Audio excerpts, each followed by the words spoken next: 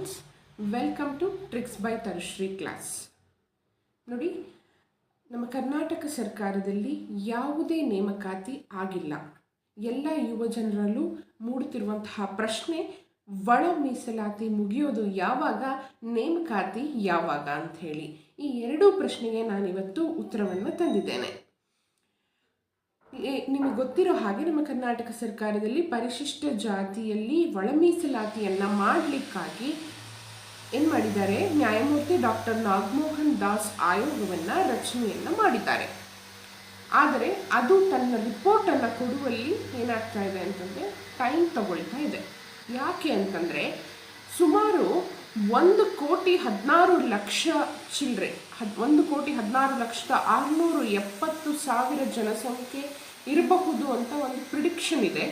Particularly SC ಮಾತ್ರ, ಪರಿಶಿಷ್ಟ ಜಾತಿಯ ಜನಸಂಖ್ಯೆ ಮಾತ್ರ 1,16,00,000 ಇರುವಂಥದ್ದು. ಆದರೆ ಇದುವರೆಗೂ ಗಣತಿಯಲ್ಲಿ 1,05,00,000 ಜನರು ಮಾತ್ರ ಸಮೀಕ್ಷೆಯಲ್ಲಿ ಭಾಗಿಯಾಗಿದ್ದಾರೆ ಅಂತ ಕೇಳಿಬರ್ತಾ ಇದೆ. ಹಾಗಾಗಿ ಇನ್ನುಳಿದ ಜನಸಂಖ್ಯೆಯ ಸಮೀಕ್ಷೆ ಬಾಕಿ ಇರೋದ್ರಿಂದ ಈಗಲೇ ನಾವು ರಿಪೋರ್ಟನ್ನು ಕೊಟ್ಟರೆ ಅದು ತಪ್ಪಾಗಬಹುದು ಅನ್ನೋ ಕಾರಣದಿಂದ ಏನು ಮಾಡ್ತಿದ್ದಾರೆ ಅಂತಂದರೆ, ಒಳ ಮೀಸಲಾತಿ ಸಮೀಕ್ಷೆಯನ್ನು ಜೂನ್ 22ರವರೆಗೆ ವಿಸ್ತರಣೆಯನ್ನು ಮಾಡ್ತಾ ಇದ್ದಾರೆ. ಮೇ 6ರಿಂದ ಟೀಚರ್ಸಿಗೆ ತಮ್ಮ ಇದರಲ್ಲಿ ಕೆಲಸದಲ್ಲಿ ಹೆಲ್ಪ್ ತಗೊಳ್ಳಿಕ್ಕೆ ಅವರನ್ನು ಈ ಸಮೀಕ್ಷೆಯಲ್ಲಿ ಕರ್ತವ್ಯಕ್ಕೆ ಅಪಾಯಿಂಟ್ ಮಾಡಿಕೊಂಡಿದ್ರು.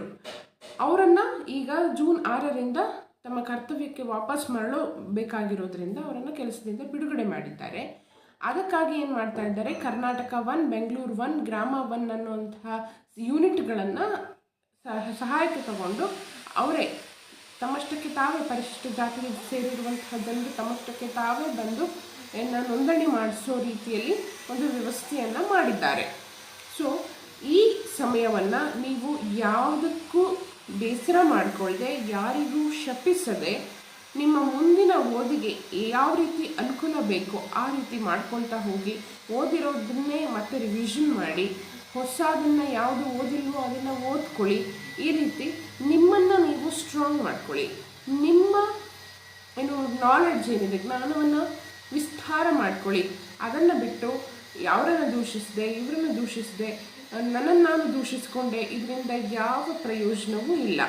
ಜೂನ್ನಲ್ಲಿ ಎಂಡಲ್ಲಿ ಖಂಡಿತ ಮುಗಿಯುತ್ತೆ, ಜುಲೈಯಲ್ಲಿ ನೇಮಕಾತಿ ಪ್ರೋಸೆಸ್ ಸ್ಟಾರ್ಟ್ ಆಗುತ್ತೆ ಅಂತ ಹೇಳ್ತಾ ನನ್ನ ಈ ಪುಟ್ಟ ವಿಡಿಯೋವನ್ನು ಮುಗಿಸ್ತಾ ಇದ್ದೇನೆ. ಧನ್ಯವಾದಗಳು.